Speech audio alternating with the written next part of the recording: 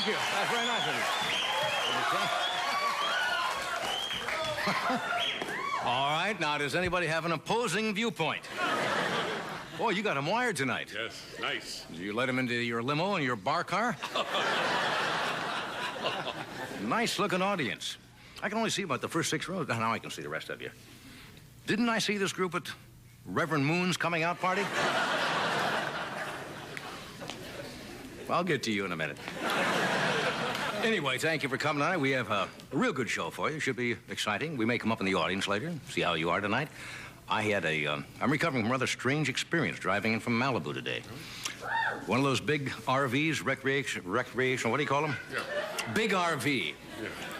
Forced me to the side of the freeway, and the guy leaned out and asked me if I had any Poupon mustard. Weird. Anyway, we are in Burbank, California. We like to mention Burbank because that's where we are. You from Burbank? Are you from Burbank? No. Oh. Is there anybody here from Burbank? All right, we kid the community. It is sedate, would you say? Yes. A little older community. Give you an idea. Have you seen the 2 old guys in the Bartles and James commercials? In Burbank, they're considered hunks. Hey, we got a big show tonight. Chuck Yeager and Tommy Newsom, the right stuff and the wrong stuff. Really, friends. All right, huh? Very nice. Very nice tonight. Thank you. I'm not gonna. No, you do look. You should be in front of that band. Where's Doc tonight, by the way? Doc is in San Francisco, playing with Al Hurt and Pete Fountain.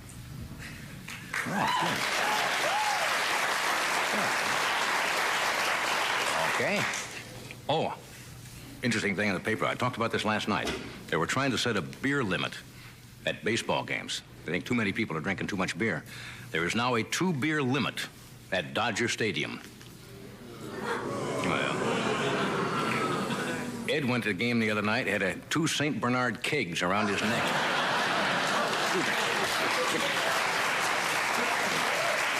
Anyway, I didn't read too much in the paper today in the sports section about, the problems they're having in baseball. But apparently Steve Garvey, they searched his luggage today and found a 2-ounce bag of raw Ovaltine.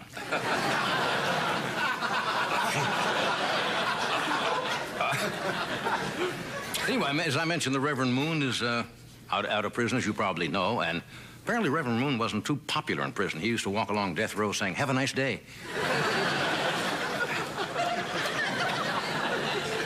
How many of you know that there's a Rambo doll on the market? You can buy. They now have a Jerry Falwell doll on the market. You wind it up, and it sticks its nose into everybody else's business.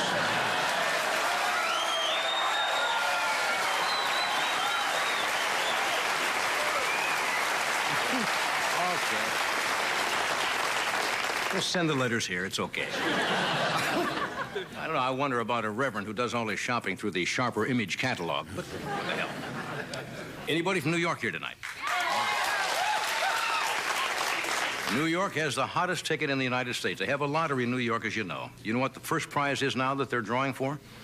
$41 million is the top prize in the New York State Lottery. They're selling tickets at the rate of 20,000 tickets a minute. Yeah. And the odds in winning are 6 million to 1. And they got people lined up for blocks. It's kind of frightening seeing Mayor Koch and a bag lady fighting over a place in line. One guy was really disappointed. He thought he was in line for a Bruce Springsteen ticket. Now, California lottery was supposed to start about a year ago. Yeah. But officially begins, I guess, the tickets are going on sale soon. But we already have high-stakes gambling in California. It's called trying to get on a freeway during the rush hour. Right?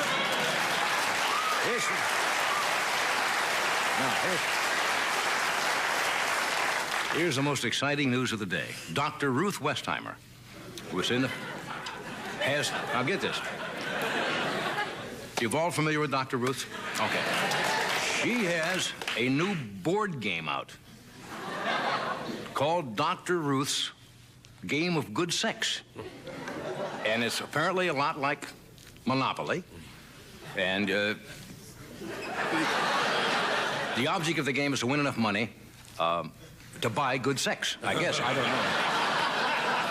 don't know. Anyway, if you miss foreplay, you go directly to jail. Sounds like a lot of fun. I'm putting out my own sex game, board game, called Trivial Pursuit. Anyway. Oh, good.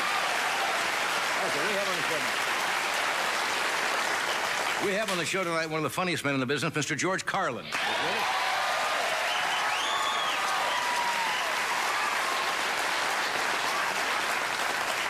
And a gentleman who probably does not like the word at all, a hero. He has a different definition of hero, but he is probably the best pilot, certainly in this country, and possibly in the world, General Chuck Yeager. So stay where you are, and we'll be right back.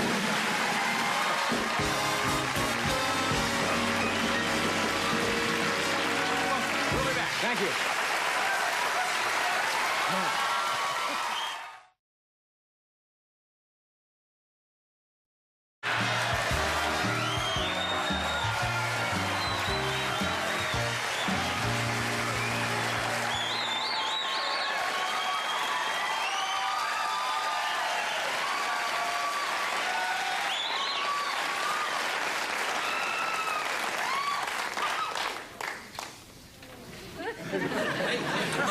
Just stomping off on the way to your other show? I get the feeling you just come here to pick up your mail. No. And then go to bloopers, and then go to Star Search, and then go to do the commercials. All the way. All right, we're going to go up in the audience in a second, but I must read you this letter. Now, as you know, you are a spokesman for American Family Publishers. the publishers, and as you probably know, a lot of these things are done by computer. All of them. In other words, they get up mailing lists, and they're fed into a computer, and the name is printed in, and you get this rather personal letter, but they leave space to put in what they believe to be the first name of the person, right? Now, if they have Ralph Courtney, you'll get this letter that says, "Dear," and then it'll say Ralph, and then the rest of the copy is pretty much the same for everybody. I got this from a viewer, and apparently he was the head of the Association of Citizens or something, but all the computer picked up was the word association and the abbreviation. And we all know what that is. So, no, it is printed here, so I don't want you to say I'm trying to do this just for a cheap laugh, although I have been known to do that, too. You'll certainly accept it.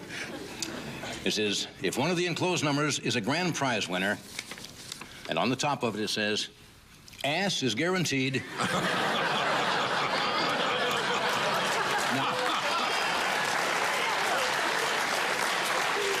Now, the more you read this, the funnier it gets, because it's supposed to be this personal letter. Dear ass, I'll be handing you a prize, all right, if you're a grand prize winner. The only question is, will it be just $5 million, or will it be more? And the only one who can answer that question is you yourself, ass.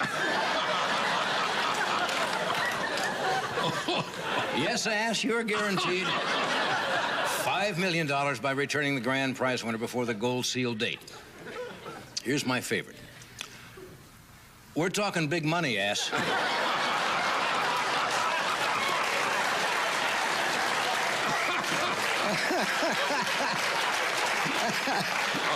They're trying to be so personal here. How much grand prize money do you want, ass? And it goes on and on and on. Anyway, I should point out it's done by computers, as most mailing lists are in the country are, and the computers just, what's the old saying about computers? Garbage in, garbage out. Whatever you feed the computer, they just print it out. But nice personal letter. You folks won't be laughing when ass is a multimillionaire. All right, somebody else sent me this one. I don't know whether you can see this or not. This is from a fellow by the Noel Williams of Arlington, Texas. And he says they were in the Fort Lauderdale, Florida, during the shopping. This is in a shopping center. And apparently these signs are very close to the restaurant signs. But if you look at them closely, they thought this was rather amusing. It says men's room, and if you go in closely on the sign right by it, seating capacity 300.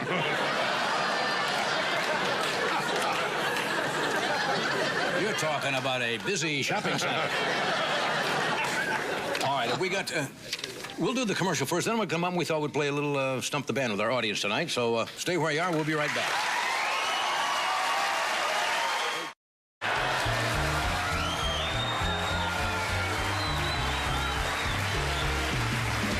There you are. Good. All right, perfect. Okay, folks. Are you ready? We have some fabulous prizes, I guess. For anybody, well, we have, even if you don't stump the band. Anybody got a song? Anything? Oh, we'll start here with this lady. You mind standing? Okay. And you are? Valerie Sauter, Where are you from, Valerie? New Jersey. New Jersey. Did you know? Jersey. Oh, New Jersey. Did you know that New Jersey and New York are fighting over who owns the Statue of Liberty? But New Jersey won. They did win. Yeah. Ooh, they come over and threaten them? That's right. Give me the statue. Well, have a few, did you? That's all right. I'm just teasing. What do you do in New Jersey, Valerie? I'm a teacher. You're a teacher. What grade? Kindergarten. Kindergarten. Oh, I don't envy you. Okay, what's the name of the song? Can I just do one thing before... Well, I don't know, Valerie. What'd you have in mind? My mother asked me to give you a kiss if I got on the show. Really? Yes.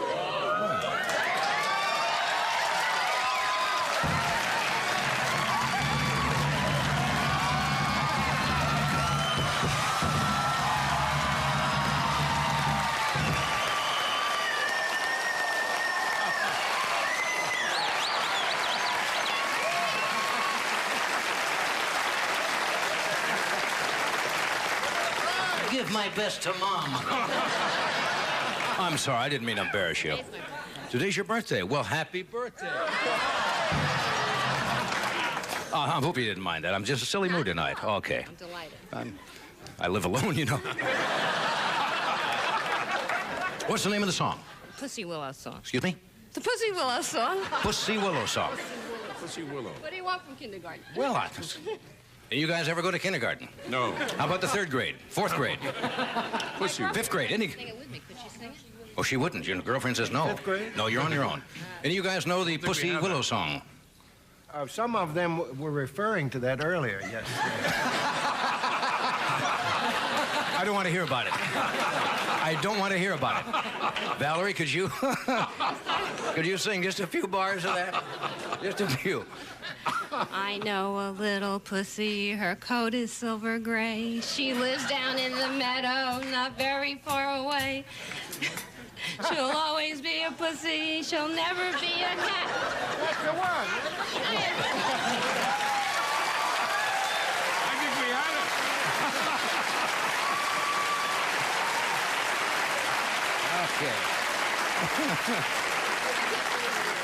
Okay. Okay. We have dinner for 4 at the Parkway Grill in Pasadena. Thanks. Thank you. Thanks for being with us. Anybody else? Okay. And you both rise as one. Are you together? Yes. Yes. Uh-huh. And you are Vicky. Vicky and Debbie. are you related or anything? No. All right. Where are you from? Ventura. Right here in California. What do you do in Ventura? We work at the Highway Patrol as dispatchers. Aha. The arm of the law is here. And the leg of the law, too.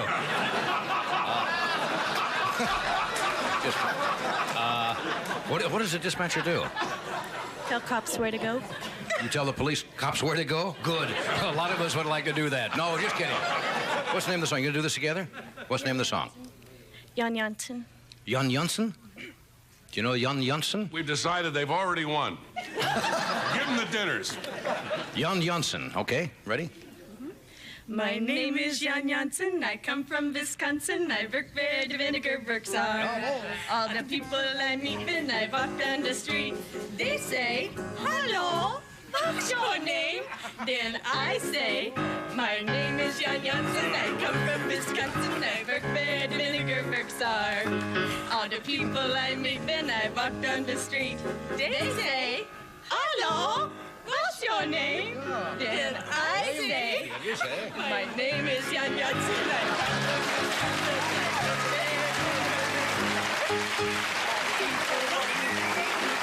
It goes on forever, doesn't it? Does anybody have a song with one verse? Every song is 19 verses tonight. Okay, dinner for 4 at Stratton's Restaurant in Westwood Village. Thank you. Thank you, gals. Okay, we'll be back after this. There we are.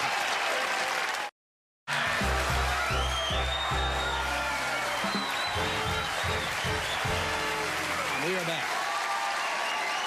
Right hand. Okay. Okay. In a little while, General Chuck Yeager will join us, but right now, here's probably one of the most popular comedians working anywhere today. This Friday, the 23rd, George is going to be in San Diego at the Civic Center. On Saturday, the 24th, he'll be in Denver at the Rainbow Music Hall. Sunday, the 23rd, he'll be in Colorado Springs. And earlier tonight, his first half-hour comedy special called Apartment 2C premiered on home box office. Would you welcome Mr. George Carlin?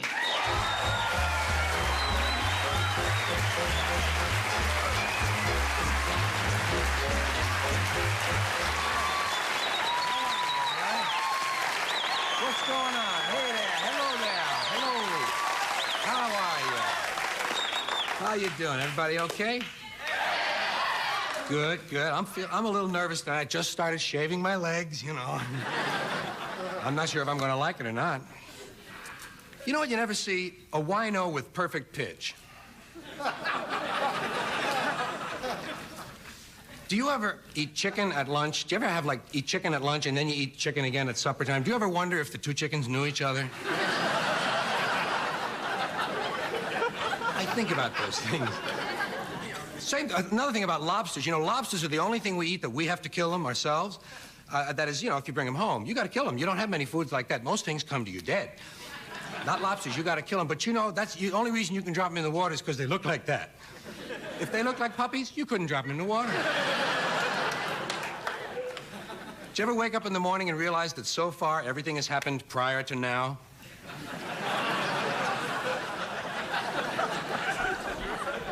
I just realized I don't know anybody named Griselio Bombaluzzi. I'm gonna have to widen my circle of friends. Today, you guys will be interested. I ran into Bo Diddley. Yeah. He laughs at anything, you know, but it's true.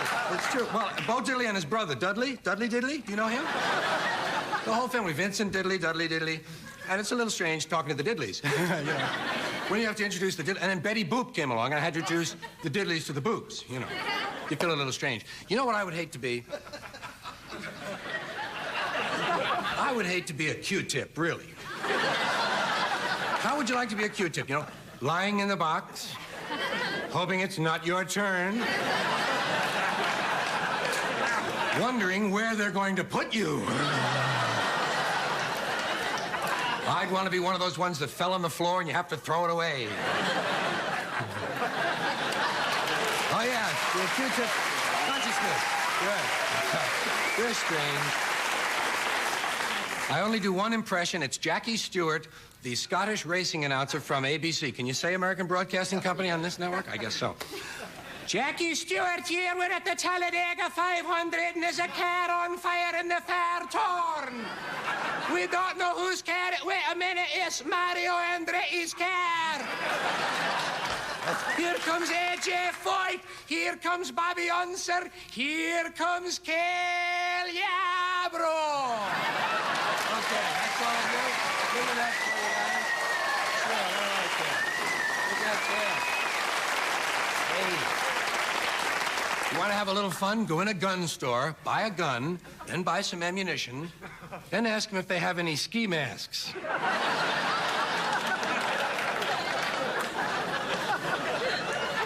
I've noticed that a lot of singles bars are getting kind of cutesy names. Singles bars have names that end in S, you know, like Chuckles and Giggles, Tramps and Scamps, Cahoots and all that. I'd like to have one called Nipples. Wouldn't that be a good one? Well, just want you to know everything is going okay in Lebanon. I noticed today a peacekeeping force bombed some religious people, so they're doing all right. You know, it's really dangerous when people who have ancient hatreds get a hold of modern weapons. But then, I admire Peg Leg Bates because all he ever wanted to do was follow in the footsteps of his father. You know what I mean? And here's something. This is something strange. Edwin Teller, I saw a picture of Edwin Teller. He invented the hydrogen bomb. He had a tie clip on. That strikes me as silly. I mean, a man that would invent something that would blow up things for 50 miles was worried where his tie was. You know, that's not a funny one. That's a serious one, okay? What happens if a really stupid person becomes senile? How do you know? It's a strange thing. Okay. Do you ever notice when you leave somebody, they give you a message to give to someone else? Like, give my love to Klaus. Tell Klaus Rebecca sends her love. Do you mind that? Do you mind the awesome responsibility of having to carry Rebecca's love to Klaus? Suppose you don't see Klaus. What are you going to do with her love? Carry it around? Give it to someone else, maybe. Wilhelm, I can't find Klaus. Here's some of Rebecca's love. Can Wilhelm legally accept Rebecca's love? Especially when it was originally intended for Klaus. Suppose you give Wilhelm Rebecca's love for Klaus and then you see Klaus. What form should the love take? Can you risk giving Klaus a tongue kiss? Which brings up another problem. Maybe Klaus is gay. Klaus doesn't want Rebecca's love. Klaus wants Wilhelm's love. You never know.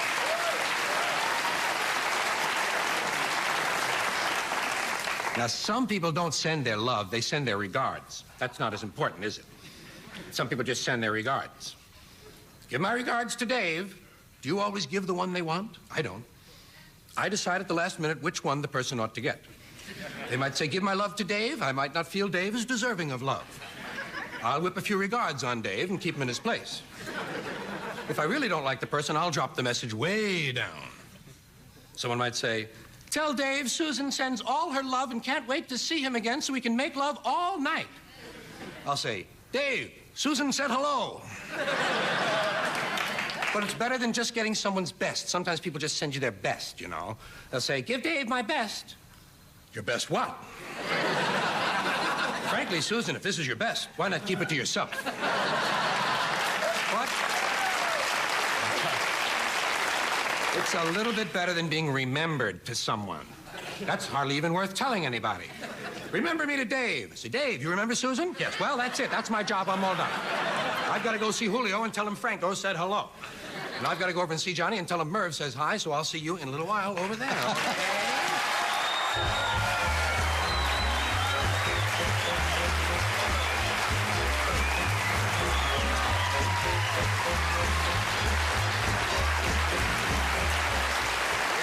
Yes, sir. You sneak a couple of those in just to see me go into the table. I'd like to hear that, yes. You know what I did the other day? I had your album on in the car, the cassette, one you did in college about the long thing you do on drivers. Yes. And you're talking about the worst driver is the one that looks through the steering wheel.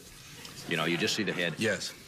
And don't trust any man who wears a hat. Over 60. And just about the time I look up and I see a guy coming this way, and all I see is this little tennis hat, and I almost drove in the ocean. Oh, good. I pull over and take public transportation. I was about ready to sue you. Yeah. We'll take a break. We'll be right back.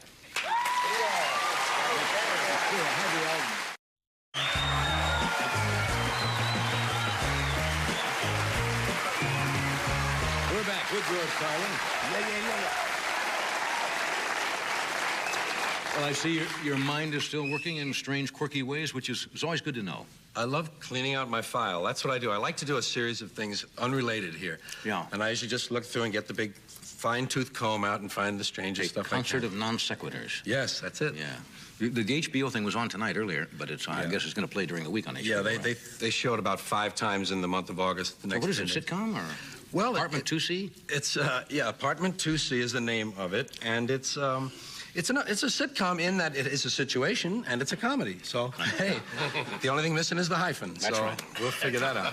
But it is a sitcom. I play an artist. I use my own name in it, but I play a writer. I say artist. It's a form of artist. I play a writer living alone in an apartment in New York, Apartment 2C. And as any sitcom has, I have lots of strange neighbors, folks coming to the door. Not always neighbors, sometimes salesmen, solicitors, what have you. Right. And it's really loaded. Our company did it, and it's a pilot and it's not a pilot. They said if it really goes through the roof, they'll like to do it. as a series, however many I don't know. But I don't know. They seem to change their policy every couple of months there about whether they do series or not. Yeah. Either way is okay with me. It's a terrific show. I like it as it is. I would be willing to just, retire on that. I'll watch it this week. What else is new in your life? Well, I want to tell you a little about... can I mention one more thing about Apartment 2C? Because they wouldn't let me show a clip, Johnny. You know what I mean? Hey, man. They wouldn't let me show a clip on here of my show. 18 years, I've been coming here, paying my dues. You know what I mean? Why is that? Because it's not an NBC show, or it's not a movie. They show movie clips. Well, that can't be the reason. But instead of a clip, I brought some drawings of the show. At first. Yeah. Drawings are all right. Yeah, these are some drawings like they used to do with the courts, before they could get TV cameras in there. This is, like I say, this is me answering the door. Funny. Walking over. This is the door. The door opens and... The door opens, and look, here's the reverse angle. That's right, so you can... There's one of the neighbors outside. Waiting to come in the door.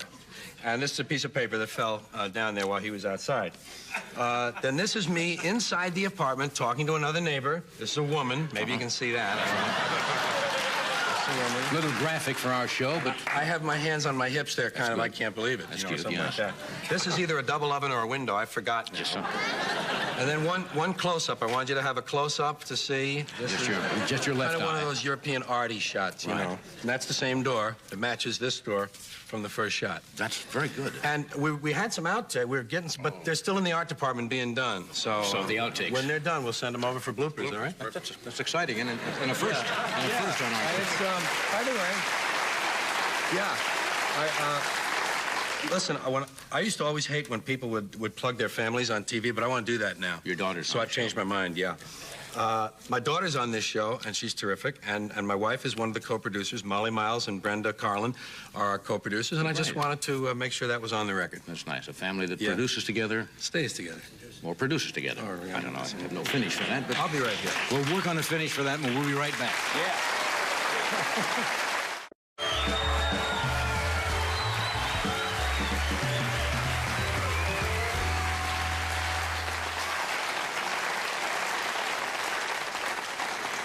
General Chuck Yeager is an extraordinary individual, and if I just sat here and listed all of his accomplishments, we would be here way till tomorrow. But he was a fighter pilot in World War II, shot down 5 Messerschmitts in one mission. He was shot down in Nazi Germany. He was the first man to break the sound barrier, flying the Bell X-1 on October 14th, 1947. Became the first man to fly more than twice the speed of sound on December 12th, 1953. He is probably the best pilot in the world, and he's had an extraordinary life, and it's a pleasure to welcome General Chuck Yeager.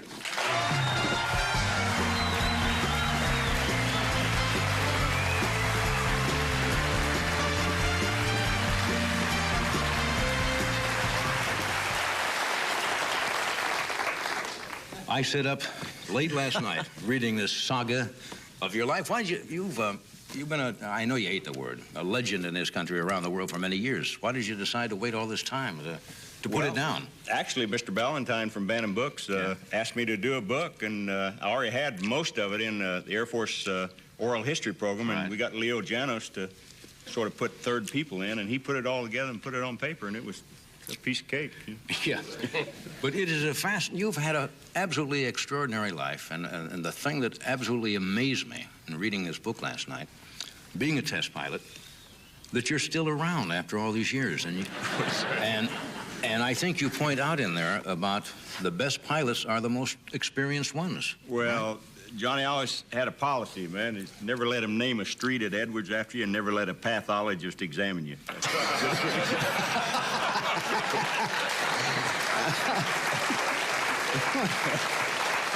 You know, you reminded me, I'd almost forgotten it, but you were on The Tonight Show in 1964, 21 years ago. Yeah, 64. You were narrating some piece of film, I believe. Yeah, we put together at Edwards that showed the X-1 and some of the X-1A tumbling and all the new programs we were working on.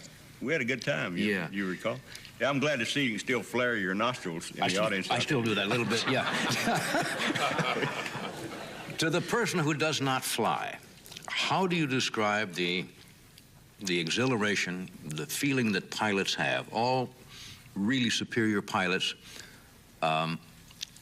sometimes cannot express the feeling. What is it? The exhilaration? Is it the closeness to danger, the challenge, or what? I think it's just a feeling that when you accomplish a job well, That's, you know, like when you put on a good show every once in a while. Yeah.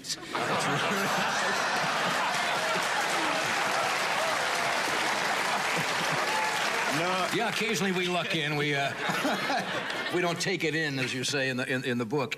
No, Johnny, the feeling that, number one, like in combat in World War II when we were fighter pilots, you learn to discipline yourself and concentrate on what you're doing, so so you're not scared and you don't worry about the outcome.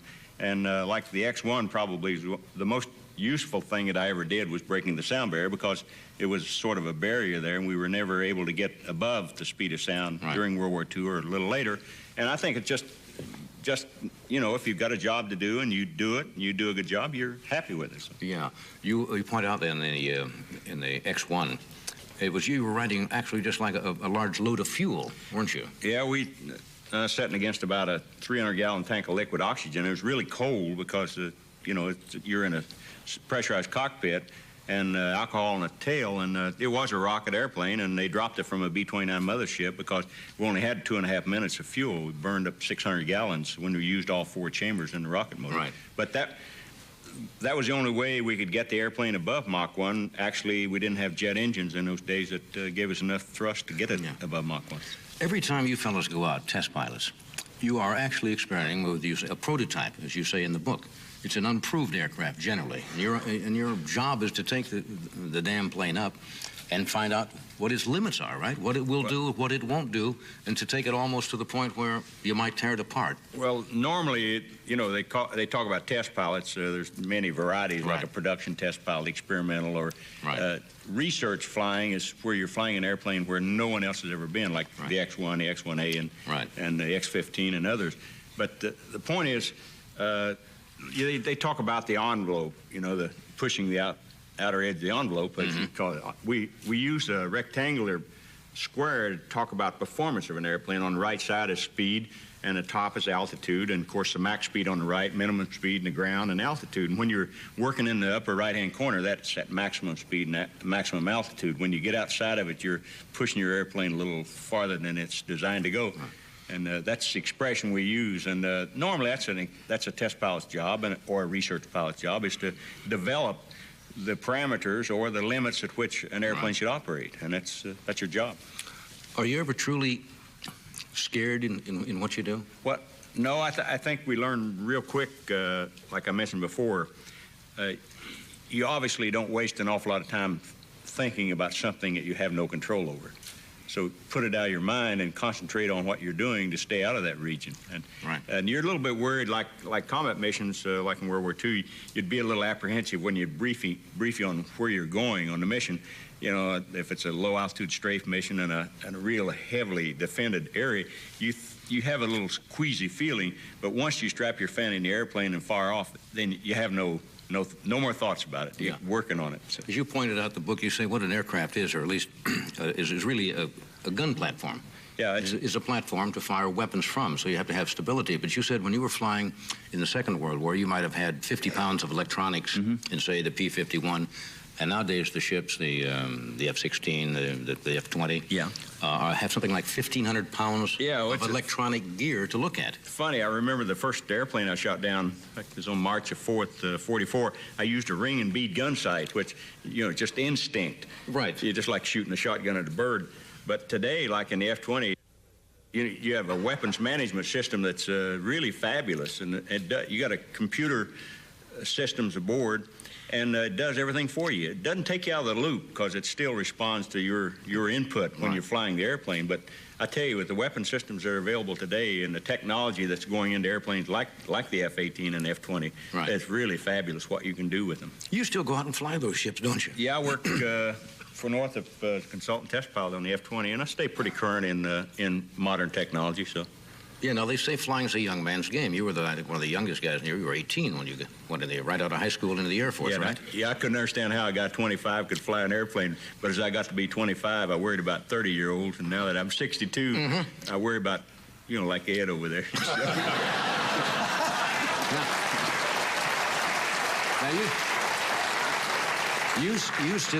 Now, you say in the book that anybody can become a pilot, but that's true to a certain extent. A lot of people can learn to fly, but I think the really truly great pilots have an inborn instinct, a great eye-hand coordination. Now, your vision still is, I imagine, probably 20/20. Well, I have 20/10 in each eye yet, but the main thing, if you have a baseline of good visual acuity and also good eye-hand coordination, then it depends on experience, and the more experience you get, the better pilot you are. And the object's to live and get a lot of experience naturally. What is the...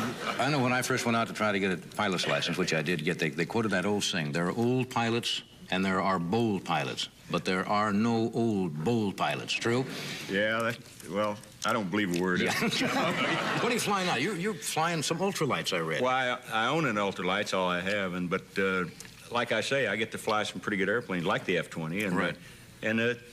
It's fun, and as long as I can pass the physical, I can fly, and that's the object. Would you do it all over again? Would you come back and say? Yeah, sure, because it was fun to me, and I learned a lot in the Air Force, you know, about it was your job and what it meant to fight for your country. That's the reason they raised us. So. And you're still going to fly, though? Yeah. You've had an extraordinary life. What was the... Now, in the right stuff, they show that actually happened to you. You took the plane in once, and they thought you were a goner, right? Yeah, well... And you walked out practically on fire.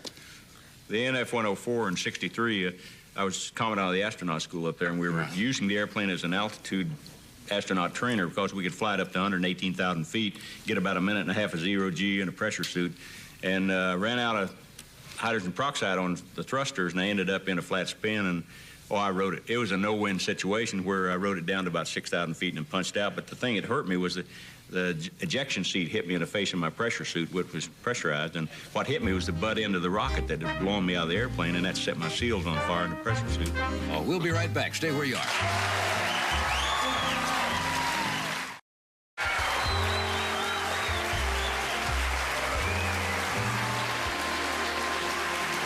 Anyway, we are about the book is...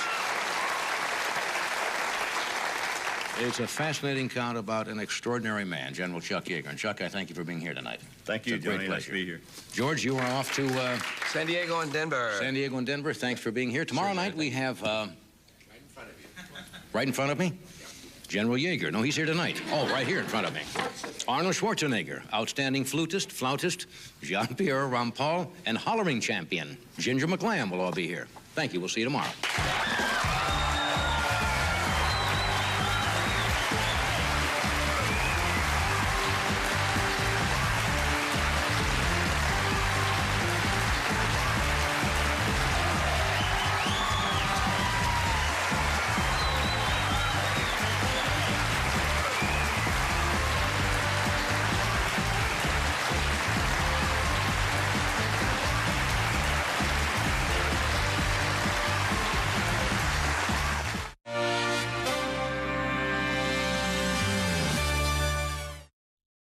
I'm humbled by that applause.